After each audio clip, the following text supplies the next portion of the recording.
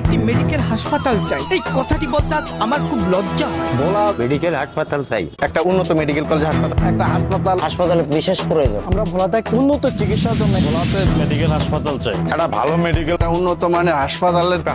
এই ভোলা থেকে অসংখ্য রাজনীতিবিদ নিজেদেরকে প্রতিষ্ঠিত করেছে, অডেল টাকার সম্পত্তি করেছে, অথচ এই ভোলার জন্য একটা উন্নত মানের শিক্ষা ব্যবস্থা, চিকিৎসা ব্যবস্থা করতে পারেন নাই। এরে আমাকে ভোলার মানুষকে খাইতে কোনো কাম নেই নাকি? কি হয়েছে বন্ধু? আরে বেটা ফেসবুক চালাম গাড়ি বলাইছে যে এইদিকে খালি পোস্ট ভোলা মেডিকেলস এটা কি বাপ দাদার সম্পত্তি কইলে পারবো? কি কইলি বন্ধু? কি কইলাম মানে? এটা আমাদের বলার জন্য গর্ব বিষয়। আমাদের একটা বোলাটা দ্বীপ, এই দ্বীপের মানুষ যদি অসুস্থ হয় আমাদেরকে কত কষ্ট হয় যে ঢাকা শহরে বরিশাল যাইতে। বেটা তুই অগমতন তুইও পাগল হইছিস। তোর মনে করছে কইলি যে ভোলাটা হাসপাতাল এত সহজ কইলে? আর বেটা তুই তো এটা বুঝলি না, একটা মানুষ অসুস্থ হয়ে পড়ে, একটা মানুষ অ্যাক্সিডেন্ট করে, তার ইমার্জেন্সি আমরা নিতে পারি না, একটা মানুষ নেওয়ার পথে মারা যায়। কথাটা তুই মিছা কস না, আশা কথাই কইছিস। কিন্তু তোর কি মনে হয় ভোলার ভিতরে একটা উন্নত মানের মেডিকেল হয়ে যাইব? এটা তো দ্বীপ, চারিপাশে পানি, মানুষকে এত কষ্ট করে দ্বীপ এই জায়গায় মনে করছে সরকার এত টাকা এই জায়গায় ইনভেস্ট করবো? করবো না কেন?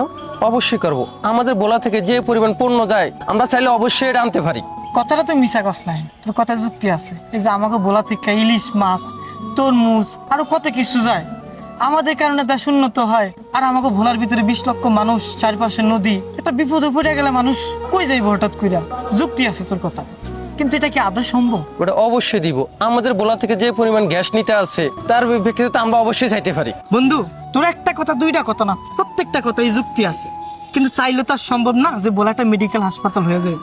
এটা কখনোই সম্ভব না। আর আমারও মনে হয় না এটা কোনো কাজে আইব। শুনলাম কয়দিন আগে যে বাংলাদেশে 3টা হসপিটাল দিবে চীন থেকে, যদি ওইখান থেকে যদি একটা হসপিটাল দেয় আমাদের বলাতে। আরে বেটা কি বেটা কষ্ট মতন গাড়ি চালা বেটা 120 স্পিডে বেটা এইভাবে গাড়ি চালা। জোরে গাড়ি চালাতে গাড়ি অ্যাক্সিডেন্ট হইব। তোর অ্যাক্সিডেন্ট বেটা স্টুডেন্ট ক্লাস দাঁড়া।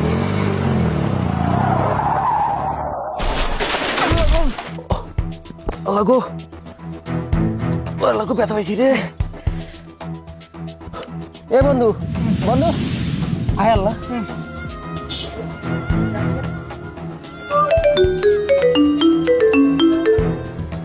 হ্যালো হ্যালো বন্ধু, এ তোরা কই আছিস? আমরা গাড়ি অ্যাক্সিডেন্ট করছি, জলদি আয় জলদি আয়। কি কর? তাড়াতাড়ি আয়, তাড়াতাড়ি আয়।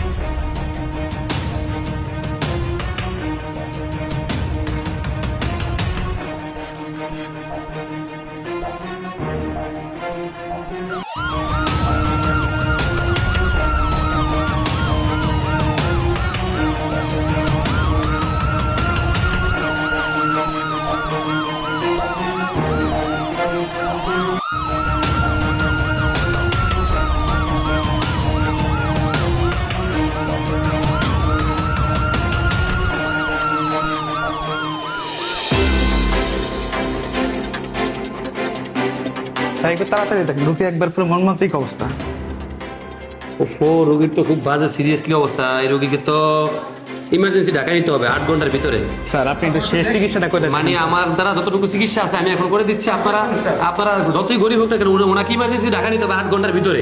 ওনাকে যদি না নেয় ওনার পা কেটে ফেলতে হবে, নয় মাংস ফসে যাবে। এখন এখানে ওনার রগেও সমস্যা, ইমিডিয়েটলি ওনাকে ঢাকা ট্রান্সফার করতে হবে।